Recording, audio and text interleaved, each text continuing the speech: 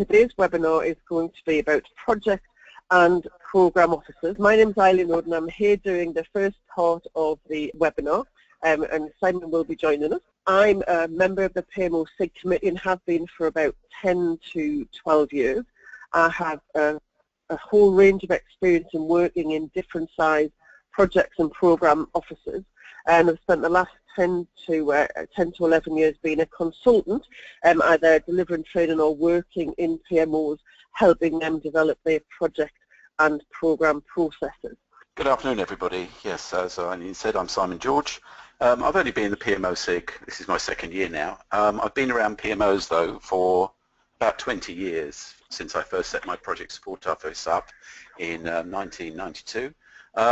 I've done project and program management as well as PMO work over that time, and obviously I felt towards what seems to be the end of my career that I wanted to be able to give back something to the profession, and I'm really passionate that PMO should be seen as a career move for people. It's not just something that people get sidelined into, which I think has been a problem in the past. We often get asked to look at the kind of the complex models and the maturity models of kind of PMO. But a lot of the conversations are of people who've been in the project management arena, perhaps not worked in a project or program office or any kind of PMO, people new to the industry, really want to kind of go back to the basics and say, well, actually, what on earth is a PMO? What's it all about? What's its objectives? I've got some clue about what my PMO does, or I've heard they do certain things, and I've heard good and bad things about PMO. What's the whole kind of purpose of a PMO? And can you tell me what that P stands for? Because people see PMO written in places, and we're never quite sure what the P is. So we're going to talk a little bit about the P, and as I said, this is our first of two webinars. This first one is going to look at P for project officers, or project management officers and program management officers, where they're being set up as a temporary organisation structure.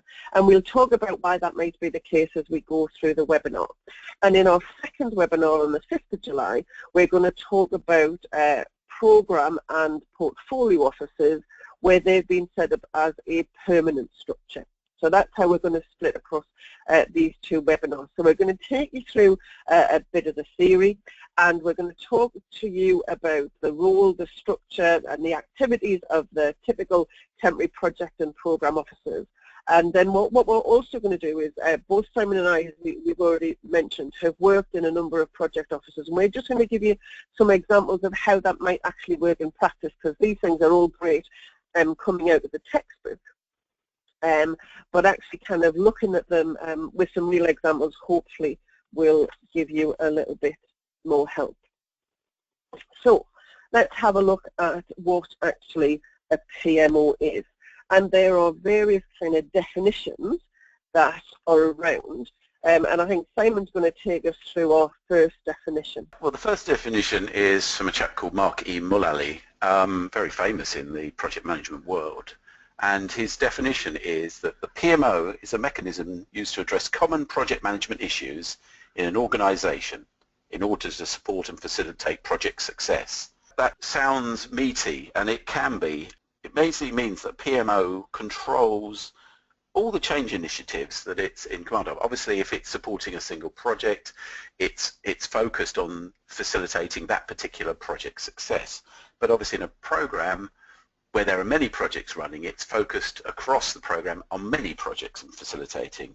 So it's centralizing the reporting and related information, it's making sure that the strategies are being followed, and in a standalone sense, it's got to determine the methods, the policies and the processes that people have got to follow, because it's not got anywhere else to go for them. So it's got to determine how it's going to operate and how the program and the projects within it are going to operate. So it's in charge of everything and hopefully getting people to be compliant to those standards. And I'm just going to bring in, there is another definition that comes from the P3O Best Management Practice. And when I was writing the Best Management Practice, we were looking at kind of how it fits in with the rest of the various other kind of theories around the project and program portfolio management. And we came up with this definition which was that the PMO, or the P3 as they refer to it, is a decision enabling and support business model for all business change within an organisation. So it's quite interesting, and Simon uses this word control, and I much prefer to use the word oversight. And because this, from a PMO's perspective, what we have to be acutely aware of is that we have no accountability for the individual projects and the programs. We are purely about decision enabling. So the individual project and program managers have accountability for delivery of those projects and programs, and our role in the support bit is about making sure they have the right information and they make the decisions at the right time. Now, the more interesting bit, where the control bit comes more into account, is where on behalf of the organisation we hold a mirror up to those projects and programs and highlight where those decisions have been made that are perhaps not in the best mind of the organisation, and they need to be escalated, but we're still not actually in control of each of the projects and programs. So we provide that oversight, and we provide some guidance and support to help the project and program managers.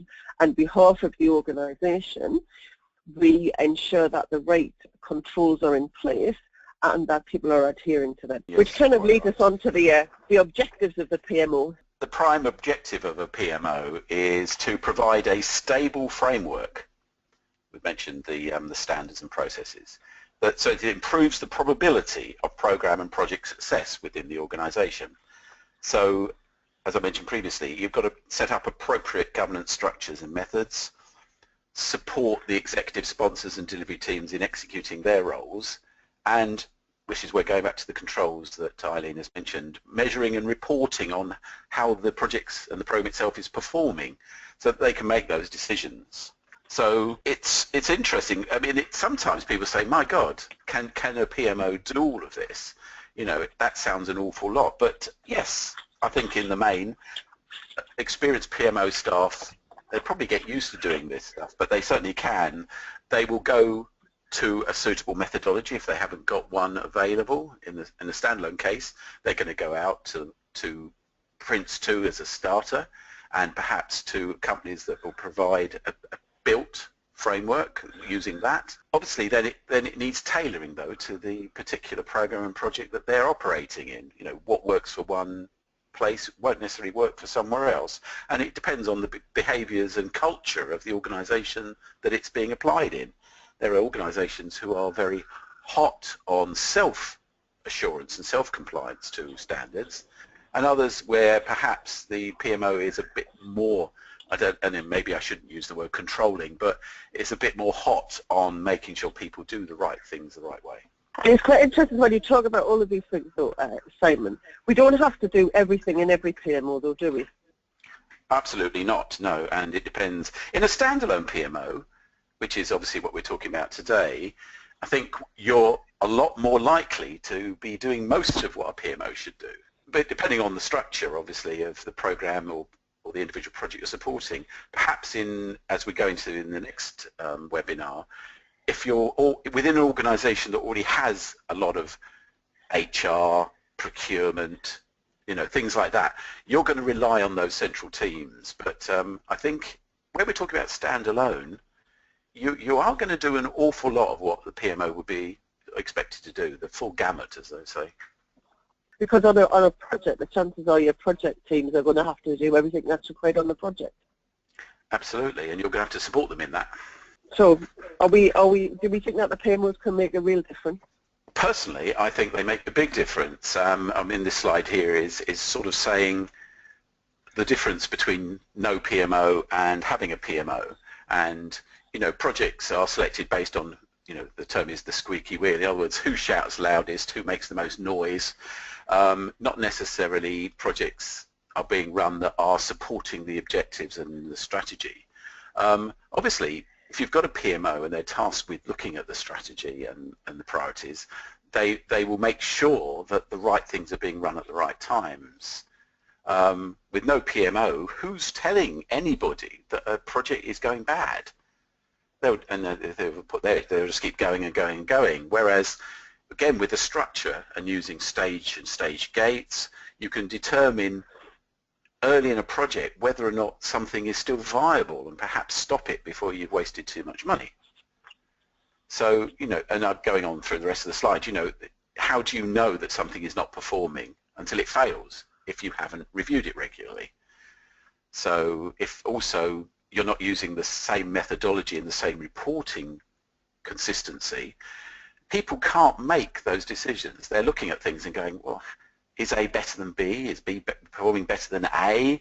I can't tell because, you know, somebody's doing it in Excel, somebody's doing it on the back of a fag packet. You know, it's sort of, somebody just phones me up and says everything is fine every week. You know, it's the PMO is there to ensure that the governance of the program or the project has the right data to make decisions consistently and regularly. So I think a PMO makes a great deal of difference, and I would be unbiased on that. But does a PMO guarantee success? No, absolutely not. It's really quite interesting in terms of some of the research that has been done, and particularly around maturity of project and program delivery. So the research tells us that an organisation cannot really expect to get to kind of level 3, if you use something like P3M3, can't get to level 3 without having some kind of PMO. In order to kind of have that level of consistency of delivery across the piece. So you will find aspects of PMO in many different organisations that are kind of working on improving their project and program delivery capability. However, that doesn't always mean that projects will always be successful because we have a PMO, and that's for a number of reasons. So, I mean, one of the classic reasons is that because things happen in a project that are unexpected, and risks do come to fruition, and we don't always foresee all risks, and the world changes, and therefore delivery, even with the kind of all of the support required and having a really good project team, you do not necessarily guarantee success at the end of the day. And as we've also said previously, from a PMO's perspective, we do not have the final say in making the decisions. That is held within the governance structures of the organisation. Now, I'm not for 1 minute suggesting from a PMO if we made all the decisions that the world would be a better place anyway, because again, change happens and projects and programmes hit obstacles, funding changes, risks from the fruition, so that may not change. But just because we have a PMO doesn't guarantee success, but what it does do and what it should do is actually improve the chances of success of each of our programs. And one of the things that Simon mentioned was about making sure we have the right measures in place in order to kind of address and what we're doing as a PMO. And again, one of the questions that we often get asked in terms of, well, Eileen, what's the minimum things our PMO should do? Is there a kind of a defined list of activities that we need to undertake? And the answer I give is always the same, is that you have to do what's best for your organisation. So where we're talking about a specific project or programme, where you're supporting a project manager or a program manager and their teams, you may have particularly skilled project managers who know the planning tools and want to maintain ownership of their plans and are quite happy to keep that updated, and so they will do that. So in that particular project or program office, you may not necessarily get involved in any detailed planning activity. In other program or project offices where the project manager, although maintains ownership of the plan, may actually want some support to keep that in the planning system and to do the milestone monitoring. And certainly in a project I was working on where the program had 13 different streams, part of our role within the PMO was to kind of go and speak to all of the leads within the various streams and ensure the plans were aligned with the key milestones of the program. So you have to do what's right for your particular project or program to complement the skills and capabilities within the team and pick up those items and develop the skills and processes that are required on behalf of your organization. Now, we've already kind of talked a bit about these 3 Ps and whether it's a project, a program, or portfolio. And there are it occurs very similar with kind of job titles as well, is that there are various models that are used to describe the different types of PMOs, the different type of project management officers or project support officers or kind of portfolio officers, whatever we kind of call them. But what they're called in an organization doesn't necessarily represent what the activities they do. And just because it's called a PMO in one organization doesn't necessarily mean it's a PMO in another organization. So what we want to do, just for clarity today, is take you through just one of the models, and then it'll be quite interesting for you to sit and think about, well, actually, which one of these kind of PMOs do I actually kind of work in? And then it'll be interesting in terms of some of the feedback and in some of the questions to get some view in terms of kind of what those project and program officers are called. So the P, and certainly when we talk about kind of from a P3O perspective, the P can stand for project, program, or portfolio. So what Simon's going to do is he's just going to take you through the 9-box model and see if we can kind of find out which of ones is most applicable to you, and then we'll talk about the 2 we're going to talk about today. So Simon, over to you. Okay, well, it's a nice blank sheet to start with, so let's start filling it. So what we've got at the bottom on the next slide is what I would call the temporary PMOs that we're talking about today. What we've got is, at the project and program level, we've got what some people call control offices, rather than program management offices. So they've got no PMs in there. They're purely looking at doing perhaps risk management, assurance, certainly controls. In other words, reporting out the performance of the project or program they're working in. You've got program offices which are more strategic. They have actually some part to play in the strategy and delivering the strategy. So they're looking at what projects are being run and why they're being run and making sure that they're still on track to deliver the benefits and get to the end point. And finally, you still have those that really are now getting into the management, project management and program management, because you have the PMs actually organized out of there. In other words, they are managing the PMs directly and making sure they're doing those things as the report in the reporting line, rather than gathering data from externally to the project programs. So these are all temporary structures, though, for the life of the project or program. They're just differentiated by whether they're managing any PMs at all, or they are managing all of the PMs potentially. What we're getting into in the next webinar, though, is where you start layering on departmental and then even enterprise level PMO structures. So you've got things like Centre of Excellence within a department and maybe for the whole company. You've got a project program office, again, for a department or division, not usually for the whole company, though, that they are focused in certain areas. You've got perhaps a portfolio office. You may have several of these around a very large company. Often this is based, on the different countries and things like that with very large organizations.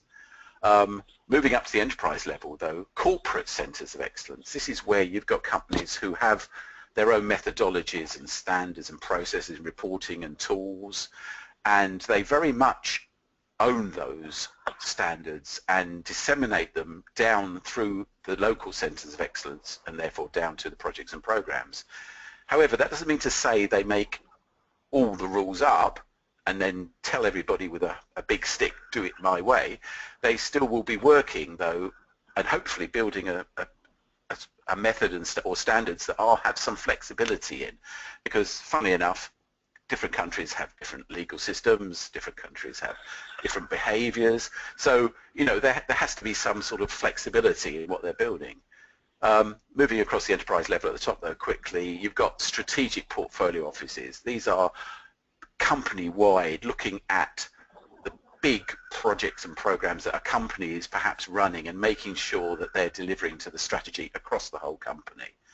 And the enterprise portfolio office is just the next layer where they actually kick off all the projects and programs. So rather than just checking that all the programs and projects are delivering to an overarching strategy, they're actually managing the complete portfolio of all of those projects and programs and initiating them and closing them down and hopefully realizing benefits. So irrespective of the names, this is a very useful model to think about, well, where do I sit in this structure? Because technically they're all PMO, and you can work at the corporate strategic level just doing standards, or you can be right at the bottom.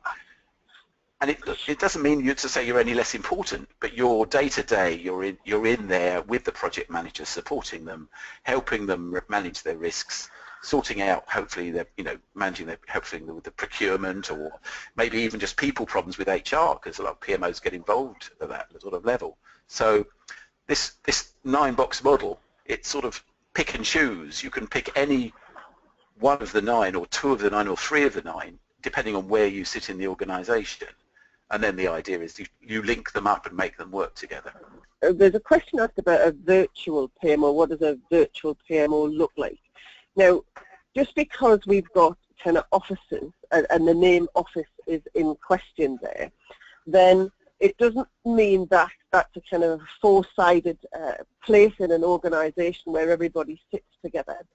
In a virtual PMO, you can have the various functions and services provided by the PMO who sit in their individual departments. So, for example, the PMO might provide some finance function to each of the projects to help support, pull their project budget together, to consolidate some of the project reporting around the finances. That finance individual doesn't necessarily sit within the PMO, doesn't necessarily have line reporting up to the PMO manager, but provides a service on behalf of the PMO.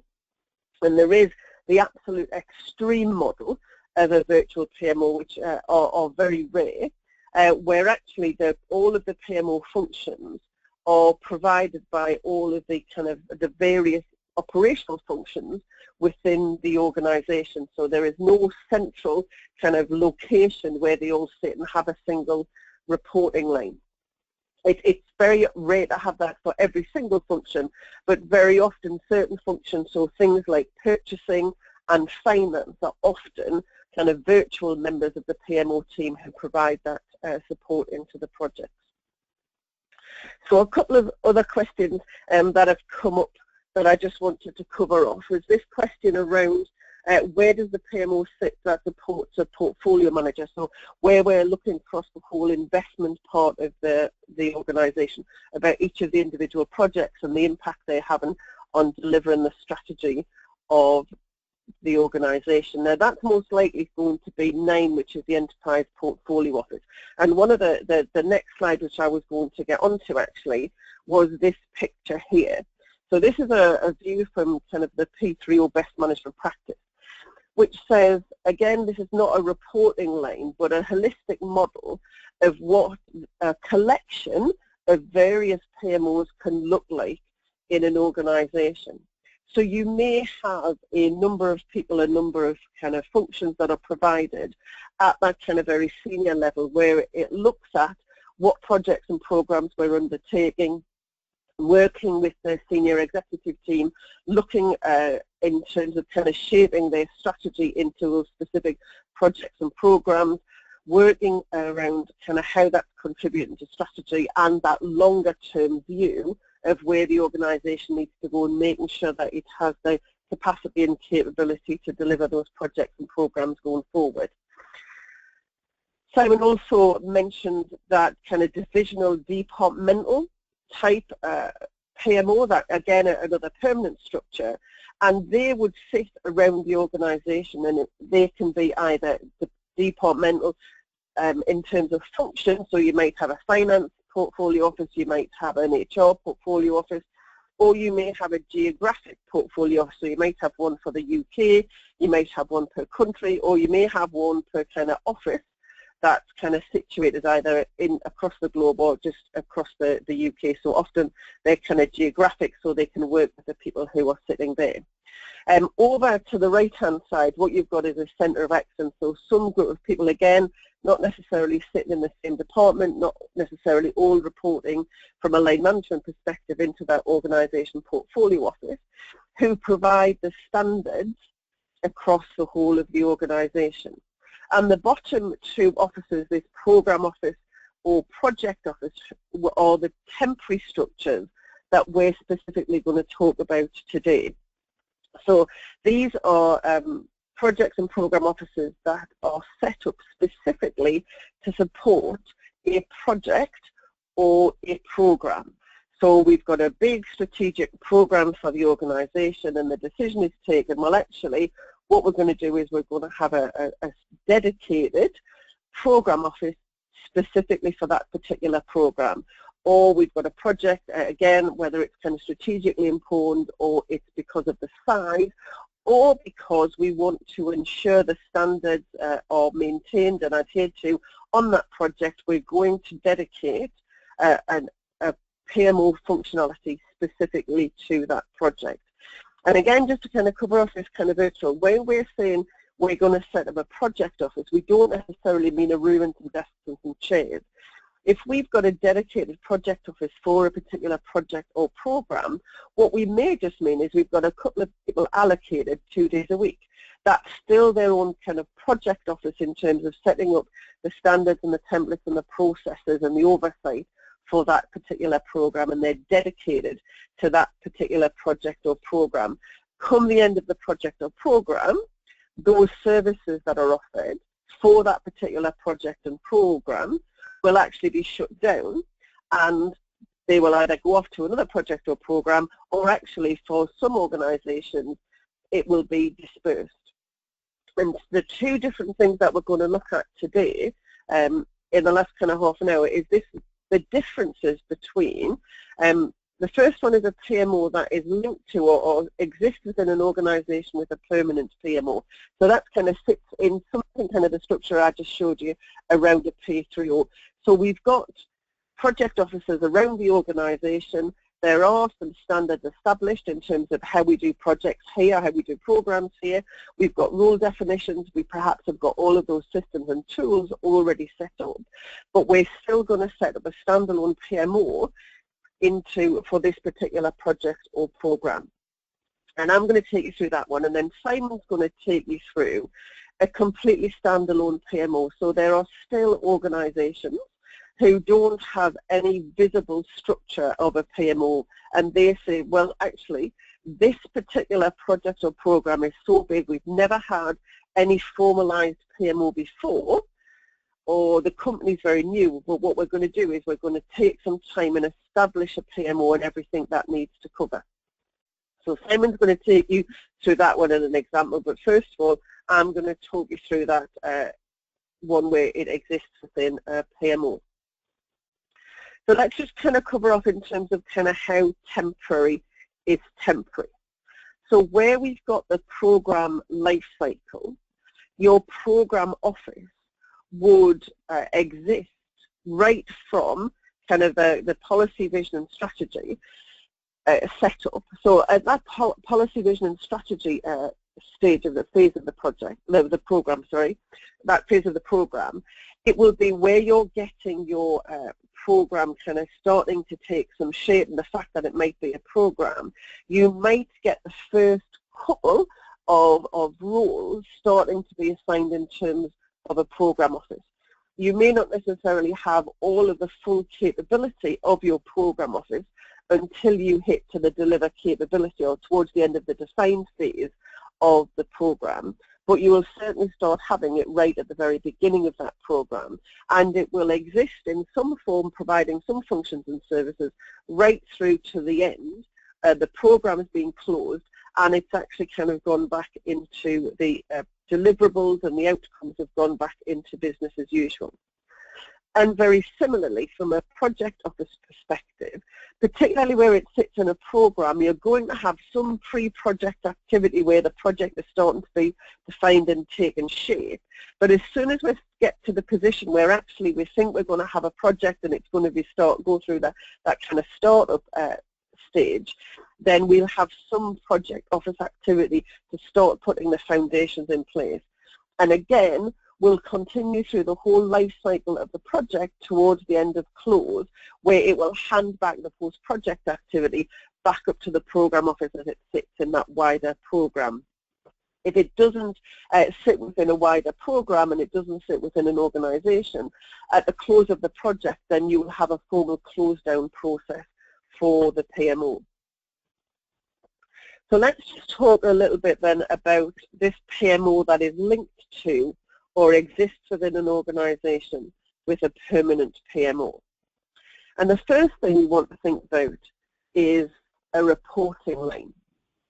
So this PMO very likely will have two reporting lines, particularly if you've got a structured kind of setup around kind of P3O where you've got various offices all kind of linked to each other. You will have a direct reporting line into the program or project manager because you're there to support them and support their project or program. And what I've suggested here is we have a dotted line somewhere back into the PMO structure. So if you have a division, if you have a program office, it may be up into the program office. If it goes up into a divisional or a departmental office, it might be back into there.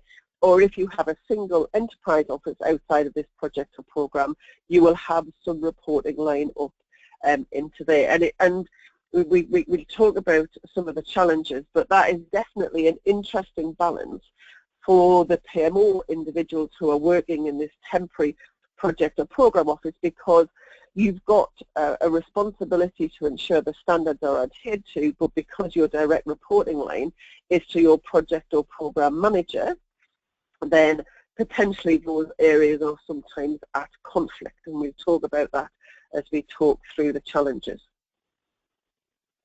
In terms of the roles that sit within a temporary project or program, if you've got a large structure, the chances are you're going to have some kind of PMO manager in there.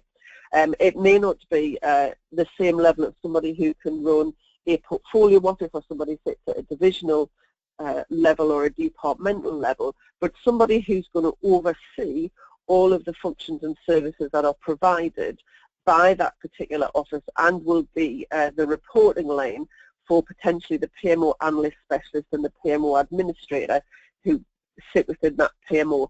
And as you may recall, the APM's competence framework now has role definitions for those four roles.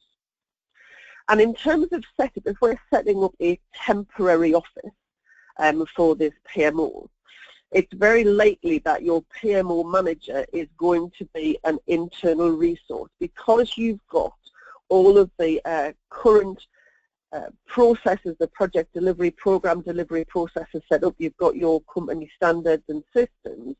It is useful to have somebody who understands all of those and how they will integrate with the wider PMO going in as a PMO manager.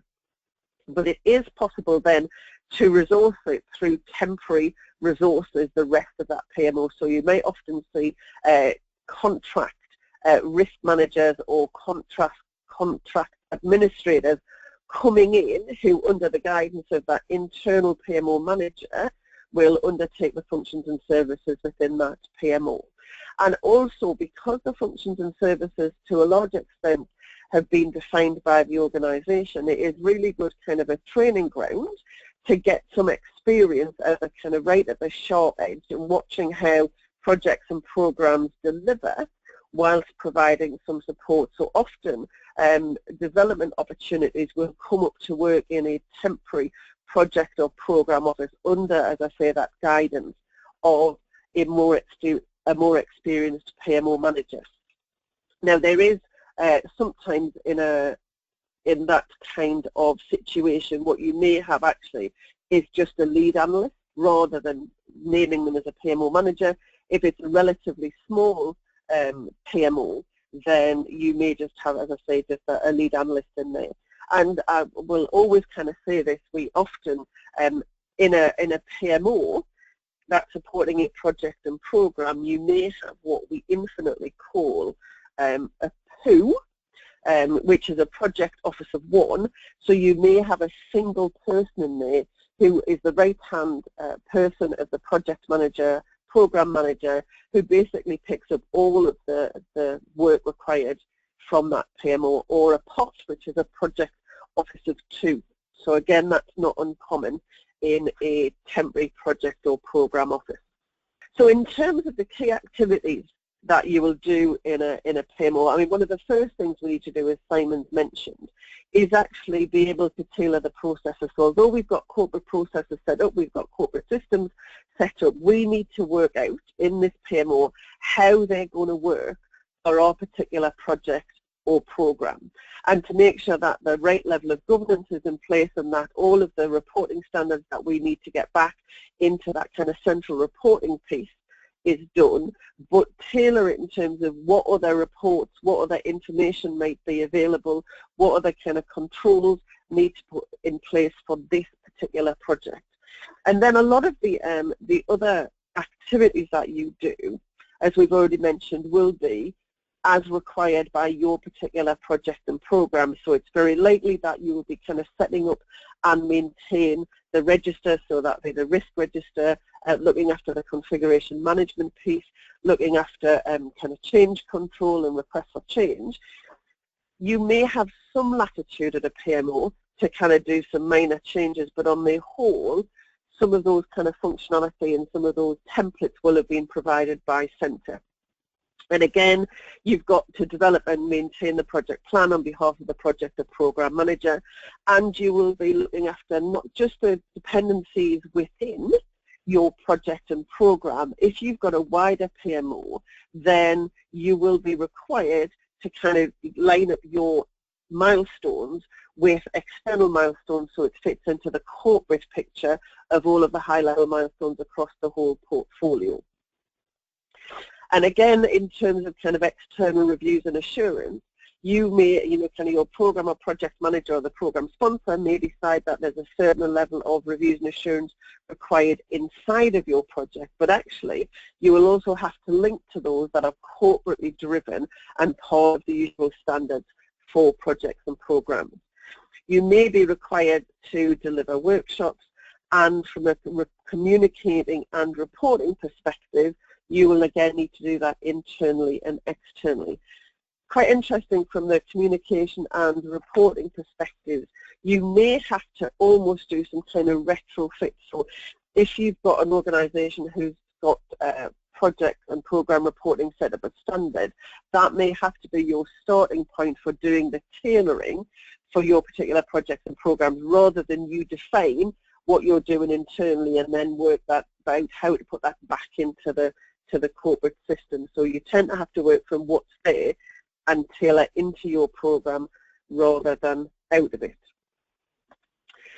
Just a couple of things, just to pick up a couple of challenges. Very conscious of the time, I want to give Simon to talk about his. This interesting about serving two masters, about being very clear around what's actually required on this particular project and program against what the company standards are. And I'm just going to talk about a specific example that I worked in and how we did that. And it sits, I think, with this next challenge about, well, how much tailoring do we think is right for this particular project and program? When is tailoring too much? And when should we actually kind of fight back and ensure it's a standard? And the final challenge that we have is this kind of embedding lessons learned, because as all of the various temporary project and program offices kind of come to fruition and close, we should again be kind of pumping that into our specific project and program that we're working on. So my last slide, I'll just tell you, I worked at Cadbury Schweppes for a good while. And for those who know me, I can say that was when I was a size 8, and that'll set us going. We had a large SAP rollout program which was called Probe, and we had a program office that was set up to support this particular program. So this is quite an odd situation because we've set up a temporary program office, and each of those temporary program offices then have generated temporary project offices for each of the projects that we were running. So I'm not going to talk about what we did at the program office because Simon's going to talk about kind of that temporary standalone office. But for each of these project offices, so we've got there the GB&I, the Great Britain and Ireland project, and DPSU is Dr. Pepper 7-Up project office. So we were rolling out SAP into these two individual parts of the business.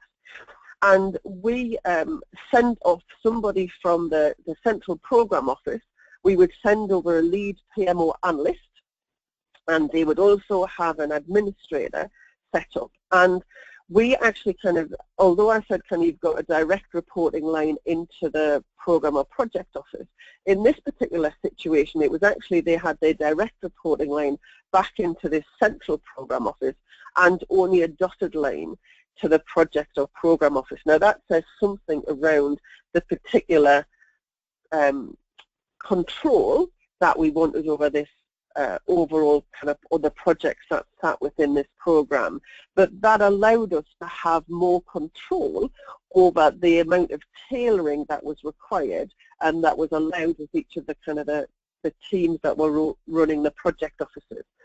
And from the centre, we would go out and work with the project officers, and we would start with the standard implementation plan. So we had a kind of a blank template, well, it wasn't a blank template, but a template that we used and said these are all of the key activities that are required in implementing SAP. And we would work with the lead analyst and the project managers in the context of the program, pulling together that initial project plan, and then it was handed over into the project office, and then they would maintain that plan going forward. So the vast majority of the kind of the startup activities was actually controlled by the program office, that kind of rather than the individual project office. So what would happen from a project office, it was much more support focused as once that kind of project was underway. And any reporting that was done by each of those project offices was done back through the program office to the specification and to the template that was defined by that program office. So there was very little leeway given because of the type of program we were working on, and because of the kind of controls that we wanted in place. We had the direct reporting line into the program office and just a dotted line to the project or program manager. And for the more advanced, some of the kind of the program level activities, we would actually send somebody down from the program office to do that work and then hand it over to the lead analyst or the administrator at the individual project office. So Simon's going to talk to you about where you've got a completely separate, don't have any of those standards set up for you at all, a completely standalone PMO. Okay, thanks, Eileen. Yes, I mean, one of the key features, obviously, of a completely standalone PMO is that you don't have that dotted line into a central PMO structure. You don't have the methods and standards. You're only reporting into the project or program manager. Moving on from that, you've got a lot of the same roles. I mean, you'd still expect a PMO manager, an analyst specialist, or an administrators. However, and again here, you're likely to appoint, but because remember you're setting this up from scratch probably, you're likely to appoint a permanent PMO manager. It won't be somebody coming out of an existing organization though, so you're going to employ somebody new with a track record of being able to set up as well as run PMOs. In some cases, especially the example I'm going to give you, this needs to be somebody with many years of experience because they've got to bring that to the table. In other words, you haven't got any of that central core PMO stuff to rely on. Obviously, there's industry best practice, and that's what they're going to bring with them.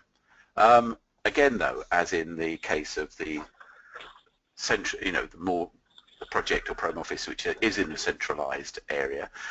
The other resources are still likely to be temporary or even internal secondments for development purposes. It depends on the length of time that the project or program is going to exist as to whether or not they are temporary secondments or permanent recruitment though. So, so what is the standalone PMO going to do? It's obviously going to set up the processes from scratch. It's going to educate the people within the program office, but also within the project and program areas, the project managers, in those processes that are being set up. It's going to develop from scratch, again though, building on industry best practice, the registers, the risks, the lessons learned, the change control and all the rest of it. It's going to set them up from scratch though. It's going to develop and maintain the project plan. It's not going to be handed it to manage. It's going to actually develop it and be able to show people how that plan is going to deliver against the strategy. It very much is going to be involved in workforce planning.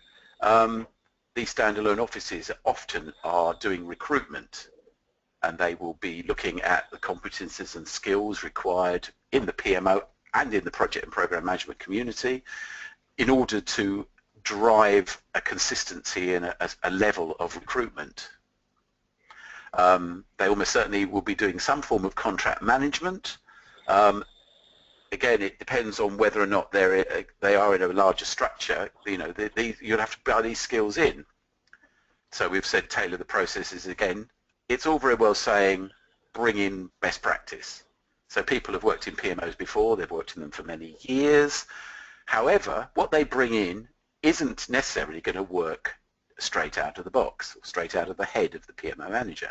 So, there's going to be workshops looking at how the processes are going to work and how they need to work in this new organization. Cross-project dependencies. We're now looking at dependencies within projects in the program. There is obviously external dependencies because some of these large programs are working with third-party organizations that themselves are running projects and therefore has dependencies.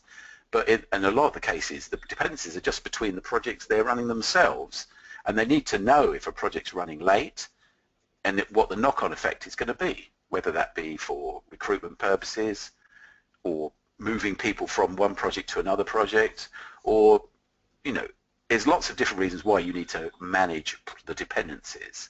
The PMO is going to be scheduling external reviews and assurance. Again, they may have their own assurance teams external to the PMO within the program structure who will be coming in and assessing the status of the program and the projects. Or locally in the PMO, they may have an assurance team who are people who are going to make sure that they're ready for gates, they've done the documentation they require, that it's been reviewed and approved appropriately. So you're going to build into your plans when all those schedules need to take place. They're not being driven at you by somebody externally saying, we will review then. It's basically building a schedule of review and getting people to buy into that. Again, you'll very much be doing workshops around risks. I know there's been a question about what is a blueprint workshop, and it's very much around how are we going to deliver the strategy. So it's a strategy that this standalone project or program is trying to deliver to. The blueprint is how are we going to achieve delivering that strategy. In other words, what are the major things we need to do, which is the meaning of a blueprint. In other words, it's taking it down to the next level, saying, well, we need to implement this infrastructure, we need to implement these applications, we need to do this business change. In other words, to achieve the final end point and the outcomes. Communication and reporting, again, because part of the processes are going to be setting up this communication reporting from scratch. What you're going to go around and work out, what do people need to know, how frequently do they need to know it, and what level of detail do they need to know. You would be doing this on any program, even if you were in a large organization that had a reporting standard, because funnily enough, reporting is the one thing that nobody can ever seem to agree on. You know, some people are happy with a weekly phone call, other people want almost daily updates, and it's you need to understand your stakeholders. So what are the key challenges?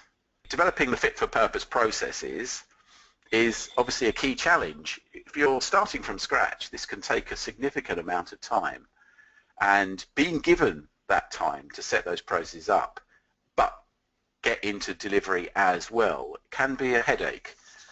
And I think we'll see from the example I use that sufficient time vary from company to company, but in general, best practice seems to indicate that you've got to spend 10 to 15% of the duration of the program or project life setting up the support structure. So if we move on to the actual example, I'll take you through it. So the example I'm using, because I've been quite interested in how they're setting themselves up, is HS2. This is high-speed rail that's going north to south. This is an 18 to 20 year program. It's massive. It's going to employ tens of thousands of people. The PMO alone is going to have something like 200 people by the end. But as I go on in the next slide, it's very formally structured, but it's dealing with all of it. It's dealing with lifecycle processes, control processes, procedures. It's looking at the support systems, the actual management systems, so it's implementing applications to do planning, risk management and all the stuff like that. It's obviously managing costs, schedule, risks, estimating change. But it's doing people. It's doing professional skills and competence. They're actually implementing the APM competencies. They're doing health and safety. They're organizing, they're designing within the PMO structure the design of the entire program. So it's looking at, well, what's the best matrix organization that they're building to support the delivery of this program. The organizational design, what we've got here is a very large structure. And sometimes people think, oh, a standalone PMO, that's 3 people. Well, no, it doesn't have to be 3 people. This is a PMO structure that is, as I say, getting on for 200 people when it's fully formed. So you've got an integrated portfolio management office, which is looking at overarching governance. It's looking at consistency of reporting and data management. This is the tools. Obviously, it's looking at the overarching plan to deliver against the strategy. It's looking at money, doing risk and management of risk at the highest level, not the individual smaller ones. But it's making sure that the whole program is still on track to deliver against the strategy and against the blueprint underneath that. You then move down to what they call the PMO itself. That still has a governance aspect, but this is governance against the individual projects that are running to make sure that they're sponsored, that they individually have effective boards that are making decisions. It's making sure that business information reporting is done on a regular basis to a standard, so it's consistent. They're looking at the quality, ensuring that the deliverables coming out of the projects are timely to quality. That's been agreed in advance. So it's not just, oh, that looks good enough. It's, does it meet the quality we decided up front? It's looking at the program management as a center of excellence, though. Within this case, the PMO actually manages how the program operates. And again, in this case, it's looking at workforce planning. It's looking at recruiting into those projects in time to run them and maintaining a workforce. What's interesting about their PMO organization is that they've actually got 3 other streams that feed back into the PMO to control, if you'd like to use that word. In other words, there are program controls which are looking at the baseline, the scope, they're managing the change, they're authorizing project starting and stopping, they're looking at the overarching plan, whether it's on track to deliver, they're laying down estimating and cost management standards, which then the PMO uses. Risk and assurance is another stream. They're looking at the enterprise level risk and the program level risk and assuring that risk management is happening, that risks are being mitigated. But they're also looking at efficiency and value management. Then finally there's the program strategy, which is where it all starts from. In other words, why are we doing this? What are we intending to get out of it? Are we seeing things delivering the quality we expect, and we're still on track to deliver the outcomes of the program? And they're laying down also the skills and competencies that the PMO is enforcing when they're recruiting people. So it's a very complex organisation, but it's interesting the way they've streamed it. So, as I said, 10 to 15% of the time of the existence of the program is what you'd expect to set up, and that is actually what they're trying to do. In March this year, they delivered what they called the foundation stage. So they've got the basic processes and procedures, they've upgraded some systems that they brought in, they've got core skills training on the way, and they've designed the matrix organisation. And then over the next year and a half, they're moving through developing that until eventually they're going to transform, they call it transform, but of course there's nothing there initially, but embedded processes and procedures, integrated systems, a highly skilled workforce, good comms so their staff are engaged and informed, a knowledge management centre so people can call on that with lessons learned and things like that. A continuous improvement program, because remember this is going to live for another 15, 16 years beyond the PMO being set up. So you're going to continuously want to improve what you're doing. And in fact providing a full toolkit of tools and templates for your project management community to use. It's something which if I'd been around, you know, another 5, 10 years ago, I would have loved to be in this sort of organisation.